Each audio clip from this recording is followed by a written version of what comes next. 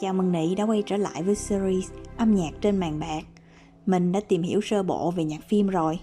Bằng cách kiểm soát những yếu tố của âm nhạc, người nhạc sĩ có thể sử dụng nhạc phim để thể hiện những nội dung đa dạng của một bộ phim. Vậy, những yếu tố đó là gì? Này, mình cùng tìm hiểu nha. Nhìn chung, nhạc phim có 5 yếu tố sau. 1 là nhịp điệu, 2 giai điệu, 3 hòa âm, 4 âm lượng và cuối cùng là phong cách. Giờ mình nói về nhịp điệu trước ha. Nhịp điệu là sự mô phỏng nhịp tim của người. Thì nhịp tim trung bình của mình là khoảng 80 đến 100 lần một phút. Những bản nhạc có tốc độ hoặc một từ khác người ta hay dùng là tempo, nhanh hơn con số này thường sẽ khiến tim mình đập nhanh hơn. Do đó thường gắn liền với những cảm xúc mạnh như là vui sướng hoặc căng thẳng.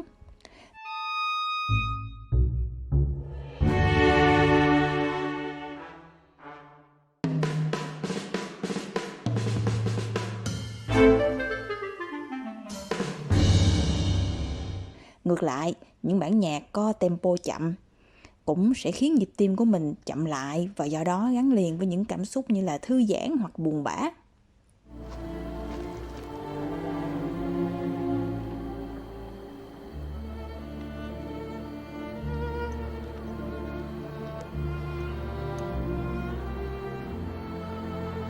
It's Hebrew from the Talmud. It says, whoever saves one life saves the world entire.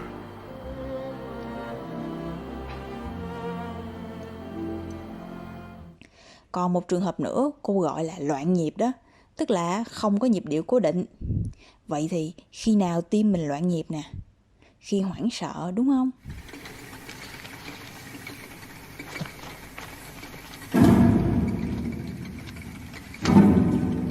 What do you want to talk about? Rồi yếu tố thứ hai là giai điệu. Thì trong một giai điệu này mình lại chia thành 3 yếu tố nhỏ, đó là cao độ, thang âm và hướng đi của âm nhạc. Những âm thanh có cao độ cao thường sẽ gắn với những cảm xúc hưng phấn. Ví dụ nha, khi Nị thích cái gì đó thì Nị sẽ reo lên vui quá, chứ đâu có ai thì thào là vui quá đâu, đúng không? Đó là phản ứng tự nhiên của con người rồi. Ngoài hưng phấn ra thì cao độ cao cũng gắn liền với những thứ gì đó nhỏ nhắn, xinh xắn. Ví dụ như cái đoạn clip sau đây.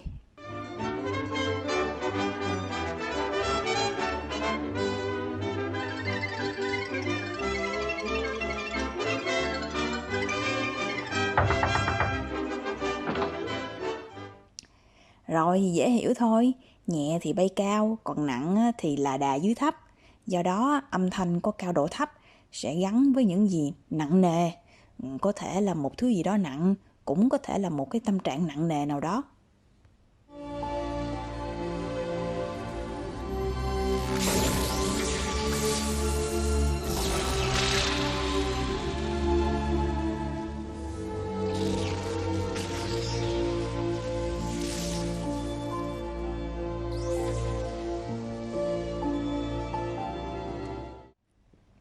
Tiếp theo là về than âm.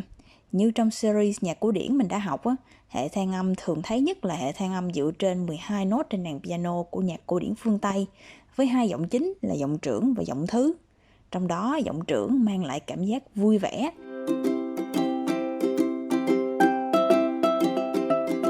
Còn giọng thứ lại trầm lắng và mang nhiều tâm trạng.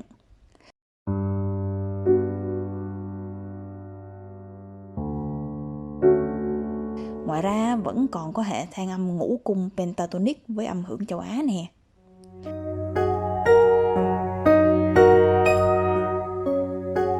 Hoặc whole tone scale của Debussy.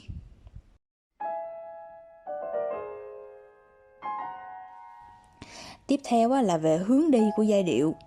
Vui thì đi lên, nên giai điệu có hướng sẽ đi lên. Còn buồn thì thường mình sẽ cúi xuống, đúng không?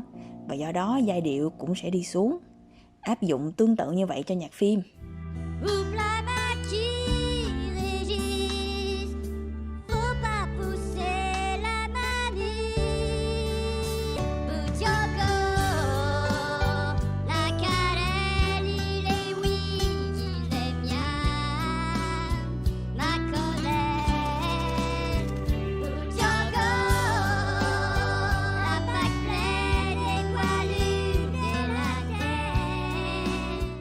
theo á, là yếu tố thứ ba, hòa âm. Ở đây á, mình chỉ cần hiểu hai khái niệm thuận tai và nghịch tai. Cái gì quen thuộc á, thì nghe sẽ thấy thuận tai, chứ mà nghe thấy nghịch tai á, là biết sắp có chuyện bất thường xảy ra rồi đó nha.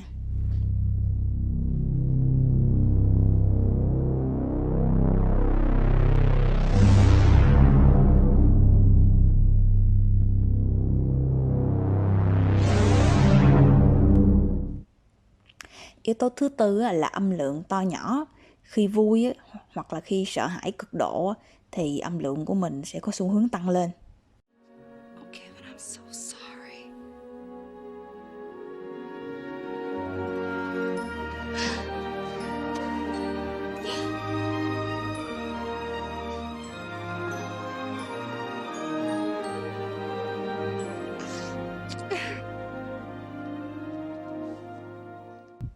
Còn khi buồn chán hoặc thư giãn thì chẳng ai muốn to tiếng đâu.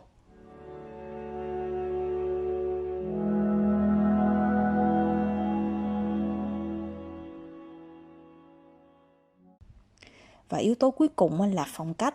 Đây là yếu tố làm nên sự khác biệt giữa một nghệ sĩ và một robot chơi đàn đó nị. Phong cách này có thể bao gồm cả văn hóa nè, cũng những nốt nhạc đó thôi, nhưng mà qua phong cách mình có thể biết được cái câu chuyện phía sau. Có thể là một buổi tối đầy cảm hứng nè.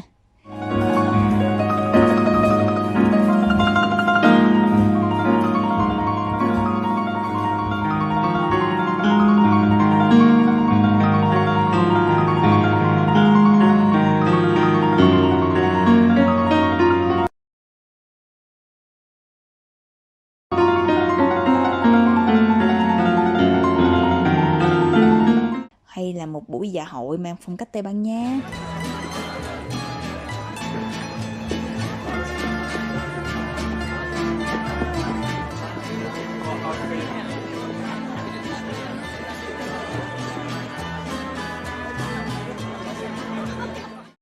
Cũng có thể là một bộ phim Ấn Độ.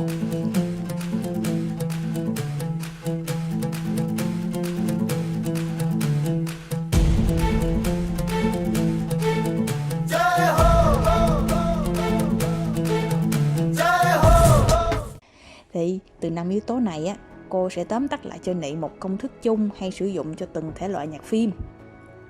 Đầu tiên là nhạc phim thể hiện niềm vui, bao gồm những đặc điểm sau: nhịp điệu nhanh, cao độ gồm các nốt cao nè, hướng giai điệu đi lên, giọng trưởng, hòa âm thuận tai với âm lượng lớn. Giờ mình cùng kiểm tra xem sao nha.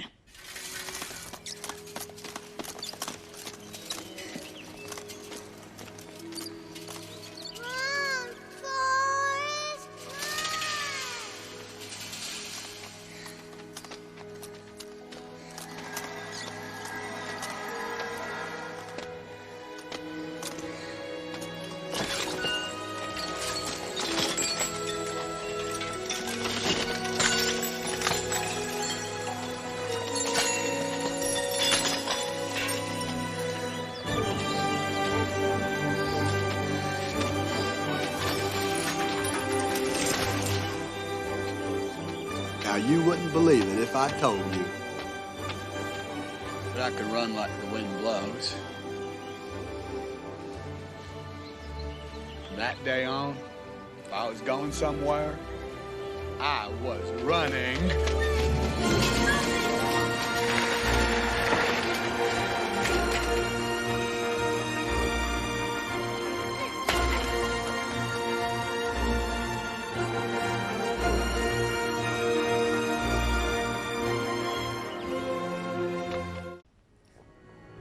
Tiếp theo là nhạc phim thể hiện sự kịch tính, bao gồm nhịp điệu tự do nè, cao độ gồm các nốt cực cao hoặc là cực trầm, hướng giai điệu sẽ có xu hướng đi xuống, giọng thứ hoặc là vô điệu tính luôn. Hòa âm thì sẽ hơi nghịch tai với âm lượng chuyển từ nhỏ sang lớn dần dần. Giờ kiểm tra xem sao nha.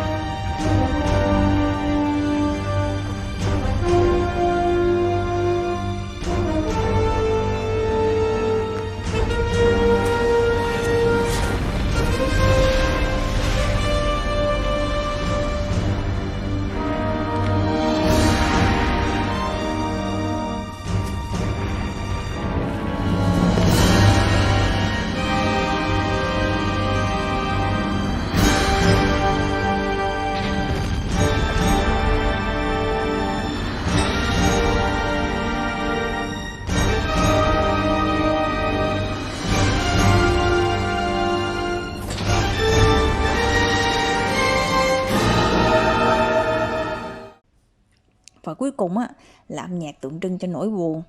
Thường sẽ bao gồm á nhịp điệu chậm nè, cao độ gồm các nốt trầm, hướng giai điệu đi xuống, giọng thứ, hòa âm thuận tai, âm lượng nhỏ. Mình cùng xem thử một ví dụ nha.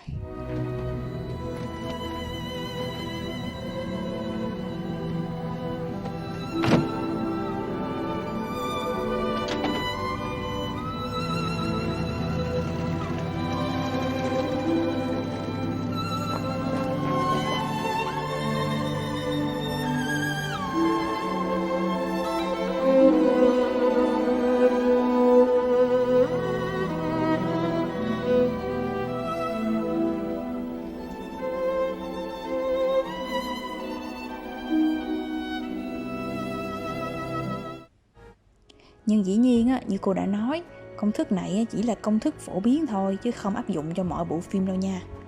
Thì dựa vào những nguyên tắc này nè, các nhạc sĩ và đạo diễn sẽ thêm phong cách của riêng họ để tạo ra những thước phim với âm nhạc tuyệt vời. Giờ để kết thúc, cô sẽ giới thiệu cho Nị một bản nhạc trong bộ phim Thập Diện Mai Phục của đạo diễn Trương Nghệ Mưu. Bản nhạc này buồn như cái kết phim này vậy đó, nhưng mà nó hay. Và nó có cả nét phương Đông lẫn phương Tây trong cùng một bản nhạc luôn.